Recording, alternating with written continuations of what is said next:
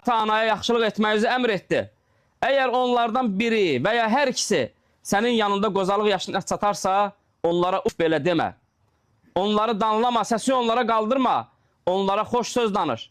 Onların qarşısında mərhəmət qanadlarını aç və de ki, ey Rəbbim, onlar məni kiçik ikən necə mərhəmətlə böyüdüblərsə, sən də onlara rəhm et. Başqa ayda Əhqaf surəsində qardaşlarım Allah Teala buyurur ki, biz insana, ata-anasına yaxşılıq etməyi tövsiyə etdik. Anası onu əziyyətlə bətnində daşıdı və onu əziyyətlə dünyaya gətirdi. Və bu ayələrdə qardaşlarım Allah Teala ananın məqamından, mərtəbəsindən danışır və övladın üzərində nə qədər haqqı var ondan danışır. Və biz bu ayələrə baxanda görürük ki, biz nə qədər istəsik ki, valideynimizin haqqını verək, çalışsıq da buna, cəhd eləsək də biz heç vaxt valideynlərimizin, xüsusən ananın haqqını ödeyə bilmərik.